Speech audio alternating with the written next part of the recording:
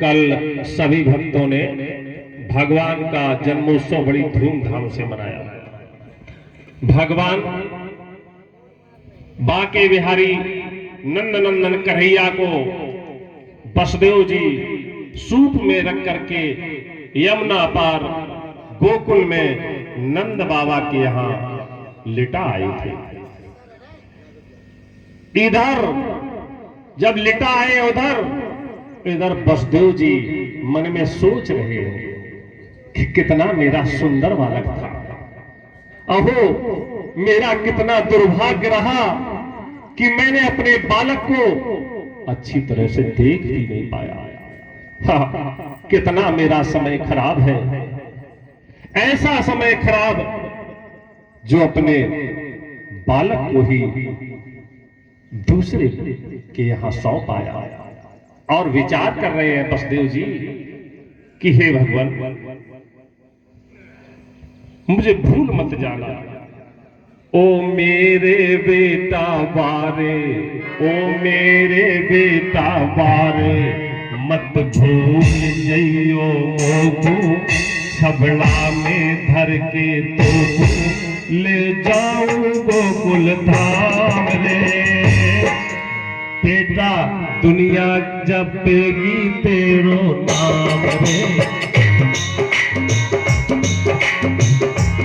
ओ बेटा मत भूल जइयो मोगू, छबड़ा में धर के तो पहुंचाऊं गोकुल धाम रे। ओ बेटा दुनिया रटेगी तेरा नाम रे, ओ बेटा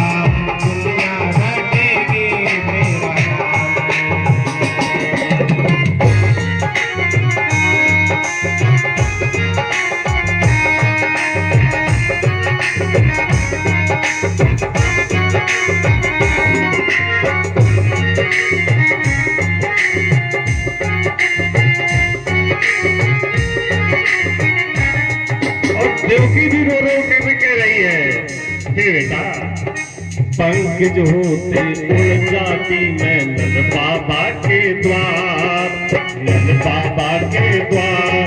अरे घुमड़ घुमड़ मेरो जियरा हो बहे दूध की धार, लाल मेरो रोवत हुई गो धूप सोवत हुई गो, लाल मेरो रोवत हुई गो धूप सोवत हुई गो।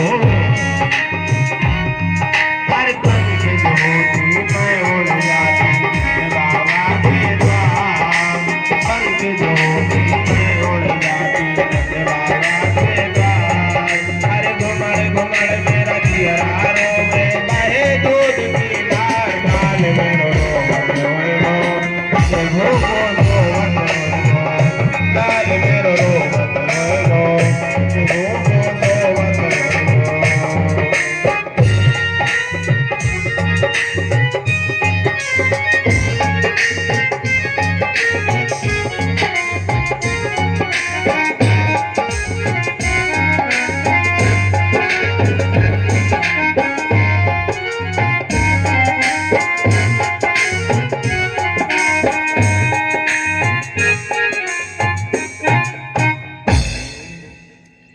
बोलो गोविंद भगवान की जय हो। इधर बसदेव और देव की भगवान के मुखारविंद का बार बार स्मरण कर रहे हैं और उन्हीं के स्मरण में अपने आपस में भगवान की कथा कह रहे हैं। उधर देखिए नंद बाबा के यहां सुबह जैसे ही पता लगा कि यशोदा मां ने एक लालन को जन्म दिया है, तो सब लोगों का जो कार्य होता है वही नंद बाबा ने किया। नंदस्त्वात्मज उत्पन्ने जाता हलादो महामना आहूय विप्रान वेद ज्ञान स्नाता सुचन अलंकृता। सबसे पहले जब नंद बाबा ने देखा कि हमारे घर एक लाला पैदा हुआ है, तो बड़े जल्दी से ही ब्राह्मणों को बुलवाया। और कैसे ब्राह्मणों को? वेद ज्ञान स्नाता, जो वेदों में पारंगत थे, ऐसे ब्राह्मणों को अपने घर बुलाया। और ब्राह्मणों ने क्या किया? वाचित्वा स्वस्तयनम जाति कर्मात्मजस्वै कार्यामास विधिवत पितृदेवार्चनम तथा।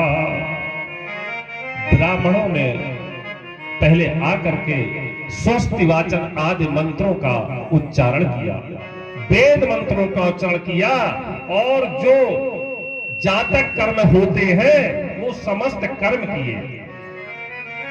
और सभी गोपिकाएं मिल मिल करके यशोदा मैया के दरवाजे पर आ रही है। जिन्होंने भी सुना, गोपश्चाकर्ण मुदिता यशोदाया सुतोद्भवन्। जब गोपियों ने सुना कि यशोदा के घर में आनंद ही पैदा हुआ है, ये नहीं सोचा कि कृष्ण पैदा हुए, बल्कि ये सोचा आनंद ही पैदा हुआ है। तो सभी लोग जितनी भी ग्वालाएं थी सज धज करके और नंद बाबा के दरवाजे पर आ गई। बड़े मंगल गीत गाए। ये तो कल आपने जो भी बधाइयां गीत गाए थे सुने थे, लेकिन इधर कंस सोच रहा था, जो आकाशवाणी कंस को योग माया ने दी थी कि तुम्हें मारने वाला पैदा हो गया है। तो कंस ने अपनी सभा लगाई, बोले मुझे मारने वाला पैदा हो गया है, अब बताओ मैं क्या करूं? कौन सा उपाय हो जिससे मैं मारा न जाऊं? ऐसा सोच करके कंस ने एक सभा बुलाई। सभा में सब लोग इकट्ठा थे। एक पूतना नाम की राक्षसी थी। वह बोली, महाराज इतनी चिंता क्यों करते हो? तुम एक की तो बात दूर रही, संसार में जितने बालिक पैदा हुए हैं मैं सबको बड़े जल्दी समाप्त कर दूंगी, कोई चिंता की बात नहीं है। और उसने विचार किया कि ब्रज के इधर उधर जितने भी गांव हैं मैं सब गांवों में जा रही हूं। और चल दी। कंसेन प्रहिता घोरा पूतना बाल घातनी शिशुश्चार निघ्नन्ति पुरग्राम ब्रजादिषु। ब्रज के जितने भी गांव थे उन सभी गांवों में कंस के द्वारा पूतना जो बच्चों को मारने वाली थी वह घूमने लगी। जितने भी गांव थे, ब्रज में एक गांव नहीं है, बहुत से गांव हैं, तो सभी गांवों में पूतना घूम रही है और दरवाजे दरवाजे जा रही है और रूप बनाए एक सुंदर महिला का, क्योंकि राक्षसी को तो कोई प्रवेश नहीं करने देगा। बड़ी सुंदर महिला बनी है, मायावी थी, बड़ी सुंदर रूप धारण किया है और सबके घर जा रही है। और सबके घर जाते हुए धीरे से यशोदा माँ के यहाँ पहुंच गई। और यशोदा माँ के हुआ था लाला, और एक गोपी का रूप रख करके वहां पहुंचती है। बोली माँ मैं भी लाला के दर्शन करना चाहती हूँ। बोली चली जाओ। जब कोई शुभ काम होता है, बच्चे आदि पैदा होते हैं तो फिर कोई रोकता नहीं, घर पे रोक टोक नहीं करता है। उन्होंने नहीं पहचान पाया कौन है, और क्या किया पूतना ने, पूतना भगवान कन्हैया के पास पहुंच गई। किसी ने देखा भी नहीं, और पूतना वहां पहुंच करके विकराल रूप बना लेती है। पहले तो रूप था नवयुवती का बड़ा सुंदर, और फिर विकराल रूप बना लिया, और भगवान कृष्ण को अपने छाती पर लिटा लिया, क्योंकि उसने अपने स्तनों में विष लगा लिया था।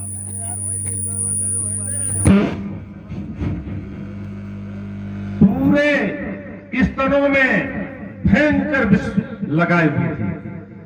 पहुंची भगवान कृष्ण को अपने छाती पर लिटाया। भगवान कृष्ण सोच गए कि आज परलोक जाने वाली है। भगवान ने बड़े हंसते हुए स्वयं छाती पर बैठे हैं और पूतना के दुग्ध को पान करने लगे। पूतना ने बड़ा विकराल रूप बनाया है, लेकिन भगवान कृष्ण हंसते हुए उसके दुग्ध का पान कर रहे हैं। इतना दूध पिया, इतना दूध पिया कि पूतना बेहोश हो गई, और बेहोश होकर के पतमानो अपि तददेश गभ्युंतर द्रुमान चूड़यामास राजेंद्र महदासी तद अद्भुतम। कहते हैं कि पूतना बेहोश हो गई, अचेत हो गई। भगवान 6 दिन के भी नहीं हुए थे जब पूतना का वध किया था। बड़ा आश्चर्य की बात है। और पूतना का जब वध हुआ तो बहुत ऊपर भगवान कृष्ण ले गए। पूतना ऊपर गई और शरीर इतना विशालकाय था कि जब पूतना गिरी तो 6 कोस तक के वृक्ष चकनाचूर उड़ गए। और जब 6 कोस तक के वृक्ष चकनाचूर उड़ गए तो गांव में हलचल मच गई। नंद बाबा ने सोचा कि क्या बिजली गिर गई, कहीं क्या हो गया। सब लोग इकट्ठा होकर के पहुंचे। उस समय देखा तो पूतना की जो नाक थी वो ऐसे दिखाई दे रही थी कि बहुत बड़ा कोई नाला हो। स्तन जो थे बड़े बड़े पहाड़ों के समान प्रतीत होते थे। इतना विशाल काय पूतना का शरीर था। ये पूतना राजा बलि की पुत्री रत्नमाला थी। इस तरह से पूतना का उद्धार कर दिया। बोलो पूतनाहारी भगवान की जय। इसके बाद थोड़े दिन और व्यतीत हुए। एक दिन भगवान कुछ बड़े हुए तो करवट एक दिन उन्होंने बदल ली अपने आप।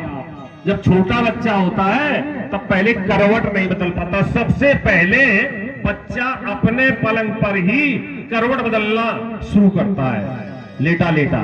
तो भगवान कृष्ण ने सबसे पहले क्या किया, करवट बदली। और करवट जब बदली तो नंद बाबा यशोदा ने बड़ा उत्सव मनाया। बुलहुआ दिखवा दिया चारों तरफ। बोले लाला ने करवट बदल ली, अब करवट बदलने का हम उत्सव मना रहे हैं। उत्सव मनाया गया, खूब वाद्य गीत ढोलक बजे, नाच गाना हो। और भगवान कृष्ण को दूध पिला करके वहीं पर सुला दिया। सब नाच गाने में मस्त, कोई कृष्ण को देखे और कोई न देखे। और कृष्ण के ऊपर एक गाड़ी टंगी हुई थी, छकड़ा। और भगवान कृष्ण ने धीरे से, किसी ने देख भी नहीं पाया, और उस छकड़े में लात मार दी और छकड़ा नीचे गिर गया। गोविंदाय नमो नमः। जैसे ही छकड़ा गिरा सब घबरा करके आ गए। बोले लाला बच गया, बच गया। चारों तरफ देखने लगे, लाला को देख रहे, अरे लाला को चोट नहीं। और जो बच्चे थे छोटे छोटे खड़े थे वो कह रहे हैं, हे बाबा नंद, मैंने अभी अभी देखा है कि स्वयं लाला ने ही लात मारी इस छकड़े में। बोले नहीं, ऐसा कैसे हो सकता है, हमारा लाला तो बड़ा कोमल चरणों वाला है, इसके चरणों से कैसे ये छकड़ा गिरा होगा। विश्वास नहीं करते हैं। और कन्हैया इसी तरह से अब क्रमशः भगवान बड़े होते जा रहे हैं। एक दिन की बात है, एकदा आरोहमारूढ़म लालयंती सुतम सती गरिमाणम शिशोरमोढ़म नसेहे गिरकूटवत। मां यशोदा अपने छोटे से कन्हैया को गोदी में बिठाई हुई थी, और गोदी में जब बिठाई थी, अचानक भगवान कृष्ण ने किया कि बहुत अपना वजन बढ़ा लिया। धीरे धीरे ऐसा वजन बढ़ा लिया कि जैसे कि पहाड़ का वजन होता है।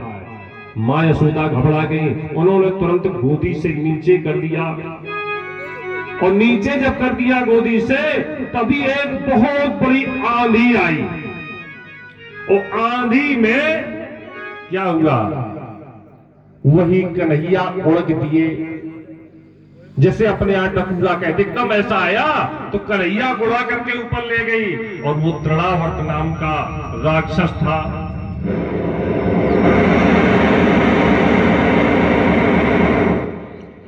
चक्रवात स्वरूप में आया था, और भगवान कन्हैया ऊपर जाते हैं और उस तृणावर्त राक्षस के गले में चिपट करके उसके प्राण हरण कर लेते हैं। इस तरह से तृणावर्त का भी उद्धार कर दिया। अब दो दार हो गए। एक दिन बसदेव जी के पुरोहित गर्गाचार्य जी, वो भी लाला के दर्शन करने के लिए आए। उनको अच्छी तरीके से नंद बाबा पहचानते थे। अब वो वसुदेव के संकेत के द्वारा वहां पर पहुंचे थे। बड़ा स्वागत किया नंद बाबा ने। बोले हे महाराज, आप तो ये लगता है साक्षात ज्योतिषाचार्य ही है, भविष्य वेदता है। चाहे जो कुछ चीज आपसे पूछ ली जाए, सब कुछ आप बता देते हैं, लेकिन आप बिना बुलाए ही आ गए, हमारा बड़ा सौभाग्य रहा। अब हम ये सोच रहे हैं कि आपके द्वारा हमारे इन दोनों बालकों का नामकरण हो जाए।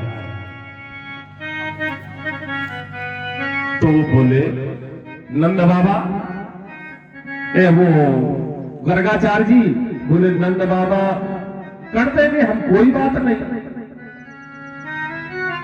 बोले एक बात है, लेकिन अगर हमने नामकरण किया, गर्गाचार्य जी बोले, तो पता लग जाएगा कंस को, और कंस को पता लग गया तो समझेंगे कि हमारे पूजमान, तो हमारी आफत, और जो एक कन्हैया है आपका लाला, इसकी भी आफत। सोचेंगे कि ये शायद देवकी का पुत्र है क्या, इसलिए हमसे न करवाओ। बोले पंडित जी अब तुम न डरो, हमारे गौशाला में चलो और वहीं बैठो। हमारे जितने भी सगे संबंधी हैं उनको भी हम नहीं बताएंगे कि क्या हुआ, क्या नाम रखा गया। और अकेले चलो, बढ़िया उसमें सफाई करी गई, और वहीं पर गर्गाचार्य जी को बैठाया गया। और ये मां यशोदा और रोहिणी से कहा कि तुम भी अपने लाला को लेकर के चलो। नंद बाबा ने कहा इनका नामकरण हो जाए। बोले कहां चले? बोले चलो गौशाला में। बोले बहुत अच्छा नाम रखते हैं।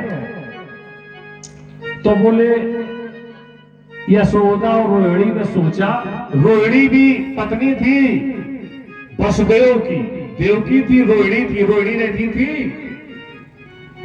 गोकुल में। बोलो तुम हमारे लाला के ले लो। यशोदा बोली, रोहिणी बोली हम तुम्हारे के ले ले।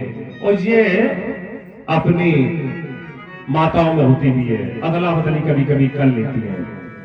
और बोले पंडित जी का पता भी लग जाएगा, क्या कहते हैं? कि ये बता पाते कि नहीं बता पाते हैं किसका कौन लाला है। और बैठे जा करके और जैसे ही भगवान के दर्शन किए और गर्गाचार्य जी देखते